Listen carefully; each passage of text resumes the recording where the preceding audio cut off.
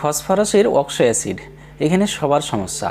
তাদের প্রশ্ন একটাই যে স্যার ফসফরাসের এতগুলো অক্সো অ্যাসিড, তাদের স্ট্রাকচার নাম কিভাবে মনে রাখবো।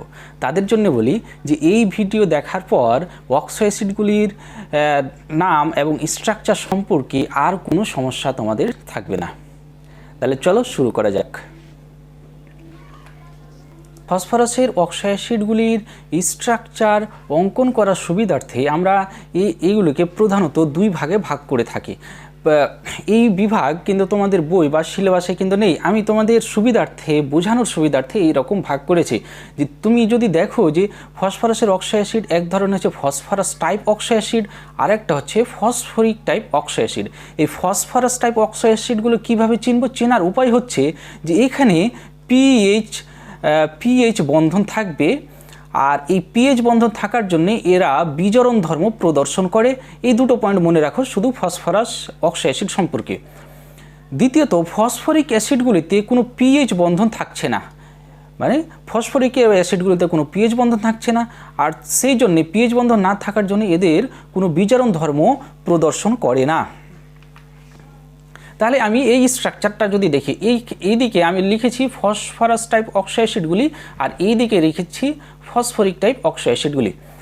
তাহলে এই স্ট্রাকচারটা যদি আমি দেখি, যে এই স্ট্রাকচারটা যদি দেখি যে এখানে ফসফরিক অ্যাসিড, ফসফরাস অ্যাসিড যেই ধরনেরই হোক, এই অ্যাসিডগুলি অঙ্কন করার প্রধানত নিয়ম হলো, অক্সো অ্যাসিডগুলি নিয়ে অঙ্কন করার প্রধানত নিয়ম হলো যে ফসফরাস যে পরমাণুটা আছে, এই পরমাণুটার একটা ফান্ডামেন্টাল স্ট্রাকচার থাকে। যে কোনো ফসফরিক অ্যাসিডের ফান্ডামেন্টাল স্ট্রাকচার থাকে, সেটা হচ্ছে এটা। ফান্ডামেন্টাল স্ট্রাকচার হচ্ছে পি ডবল বন্ড ও আর একটা সিঙ্গেল বন্ড OH। এখন দেখো যে অক্সো অ্যাসিডটাতে অক্সিজেন কটা আছে? দুটো আছে, আর হাইড্রোজেন ছিল তিনটি, তার মধ্যে কি দুটো অক্সিজেন হয়ে গেছে, হাইড্রোজেন তাহলে আরও দুটো হাইড্রোজেন আছে। তাহলে এই দুটো হাইড্রোজেন আমি এইভাবে নিয়ে নিলাম, এই দুটো হাইড্রোজেন আমি এইভাবে নিয়ে নিলাম, ঠিক আছে। তাহলে আমি এই যে অক্সো অ্যাসিডটা, এই অক্সো অ্যাসিডটার যে ফান্ডামেন্টাল স্ট্রাকচারটা আমি মার্ক করে রাখছি। তোমাদের এরপরে স্ট্রাকচারগুলো অঙ্কন করব, তখন সেখানে বোঝানোর সুবিধাতে এটা মার্ক করে রাখলাম। এই অক্সো অ্যাসিডটা যদি অঙ্কন করি, এখানে দেখো ফসফরাস দুটো আছে, তার জন্যে আমি দুটো ফসফরাস নিয়ে নিলাম এইভাবে। তার মানে দুটোতেই ফান্ডামেন্টাল এইরকম একটা স্ট্রাকচার থাকবে, এটাতেও ফান্ডামেন্টাল এইরকম একটা স্ট্রাকচার থাকবে। এবার দেখো অক্সিজেন আছে 6টা, তার মানে, আর হাইড্রোজেন আছে 4টা, তার মানে এখানে একটা OH হবে, আর এখানেও একটা OH হবে। এরপরে 6টা অক্সিজেন আর 4টা হাইড্রোজেন কমপ্লিট হয়ে গেছে, তাহলে এটা এর সাথে এরকমভাবে বন্ধন করে থাকবে। তাহলে এখানেও ফান্ডামেন্টাল স্ট্রাকচারটা দেখো, যে ফান্ডামেন্টাল স্ট্রাকচারটা কি, এই ফসফরাস অক্সো অ্যাসিডের ফান্ডামেন্টাল, এই ফসফরাসটার জন্য ফান্ডামেন্টাল স্ট্রাকচার ছিল এইটুকু, আর এইটুকুর জন্য ফান্ডামেন্টাল স্ট্রাকচার ছিল এইটুকু। ক্লিয়ার? তাহলে আমি যদি এখানে এই স্ট্রাকচারটা যদি H3PO3 এই স্ট্রাকচারটা যদি অঙ্কন করি, তাহলে এই স্ট্রাকচারটা হবে এইরকম। একটাই ফসফরাস অণু আছে, তার জন্য এর ফান্ডামেন্টাল স্ট্রাকচার হবে এইরকম। এখানে দেখো হাইড্রোজেন 3টে আছে, তার মানে এখানে, আর অক্সিজেন 3টে, তার মানে এখানে একটা OH আর এখানে একটা H হয়ে যাবে। এই স্ট্রাকচারটা যদি অঙ্কন করি, এটার স্ট্রাকচার এটুকু হলো ফান্ডামেন্টাল স্ট্রাকচার, তাহলে এখানে একটা OH আর একটা OH, এখানে আর একটা OH, এখানে এইরকম হয়ে গেল। তাহলে এইগুলোর ফান্ডামেন্টাল স্ট্রাকচারগুলোকে আমি একটু দাগিয়ে রাখি, যে এইটুকু হচ্ছে এর ফান্ডামেন্টাল স্ট্রাকচার, এটার হলো এইটুকু হলো এর ফান্ডামেন্টাল স্ট্রাকচার, ঠিক আছে। পরবর্তী আমরা চলে আসি এখানে, যদি এই অ্যাসিডটা অঙ্কন করতে বলা হয় যে H4P2O5, তাহলে এখানে দেখো ফসফরাস ছিল দুটো, তার জন্য দুটো ফসফরাস হবে, আর দুটোতেই সেম ফান্ডামেন্টাল স্ট্রাকচার থাকবে, P ডবল বন্ড O আর সিঙ্গেল বন্ড OH। এটা তো P double bond O single bond OH। এখানে দেখো ফসফরাস আছে দুটো, আর অক্সিজেন ছিল 5টা, 5টার মধ্যে 4টা অক্সিজেন এখানে হয়ে গেছে, তার মানে একটা অক্সিজেন স্যার এইখানে এইরকমভাবে থাকবে, আর বাকি হাইড্রোজেন দুটো এইরকমভাবে চলে আসবে। ক্লিয়ার? তাহলে এখানেও ফান্ডামেন্টাল স্ট্রাকচারটা কীরকম হয়ে গেল, এখানেও ফান্ডামেন্টাল স্ট্রাকচারটা হয়ে গেল, এইটুকু হয়ে গেল এর ফান্ডামেন্টাল স্ট্রাকচার, আর এখানে এইটুকু হয়ে গেল এর ফান্ডামেন্টাল স্ট্রাকচার।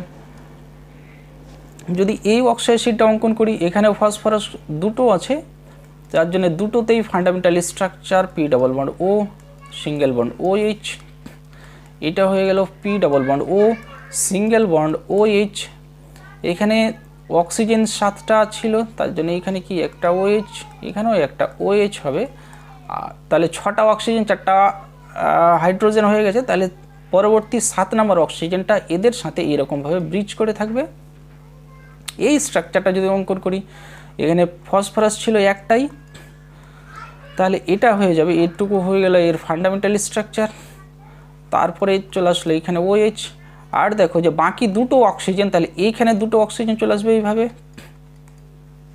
এটা হইল এর স্ট্রাকচার। পরবর্তী স্ট্রাকচার দেখো H4P2O8, তাহলে এই স্ট্রাকচারটা যদি দেখি যে এখানে কটা ফসফরাস ছিল দুটো, যার জন্য দুটো ফসফরাসের সেম স্ট্রাকচার হবে এরকমভাবে নিলাম, পি ডবল বন্ড ও এখানে আর সিঙ্গেল বন্ড OH, তারপরে এখানে একটা OH, এখানে একটা OH, এরকম নিলাম।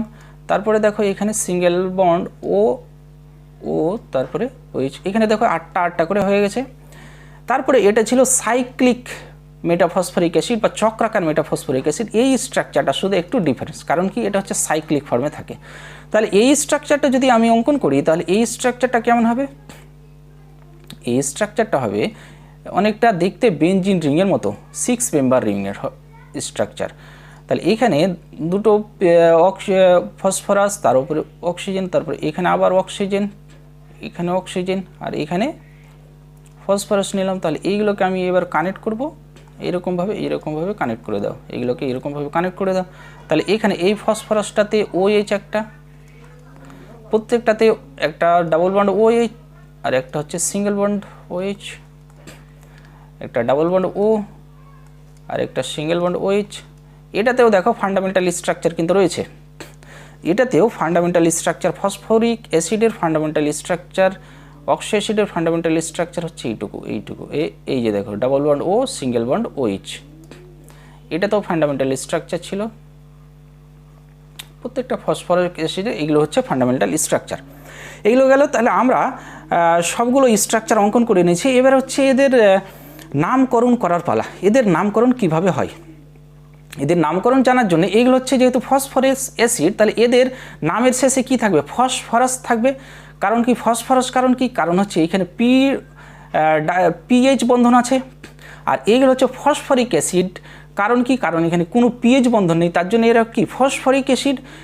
তাহলে এদের নামের শেষে কি থাকবে? ফসফরিক অ্যাসিড শব্দটা থাকবে। এবার দেখো যে এটার যদি জারণ অবস্থা দেখো যে ফসফরাসের জারণ অবস্থা +1, আর এখানে ফসফরাসের জারণ অবস্থা হচ্ছে, এখানে ফসফরাসের জারণ অবস্থা হচ্ছে 2 আর 2 4, 2 আর 2 4। তাহলে এখানে ফসফরাসের জারণ অবস্থা হচ্ছে +4, এখানে হচ্ছে ফসফরাসের জারণ অবস্থা হচ্ছে +3, আর এখানে জারণ অবস্থা হচ্ছে +5।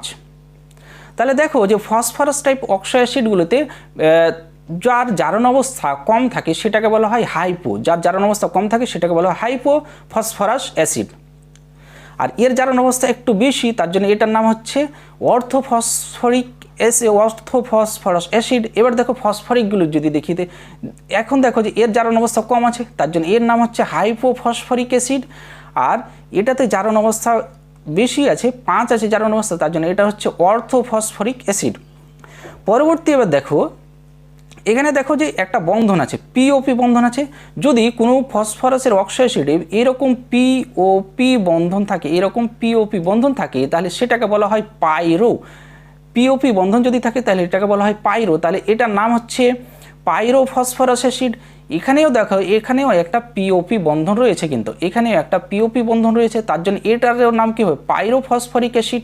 এবার দেখো এটাতে একটা পার অক্সো বন্ধন আছে, এটা হলো পার অক্সো বন্ধন, তার জন্যে এটার নাম হচ্ছে পার অক্সো মনোফসফরিক অ্যাসিড। মনো কেন বলা হয়? কারণ হচ্ছে একটা ফসফরাস আছে, তার জন্য হচ্ছে মনোফসফরিক অ্যাসিড।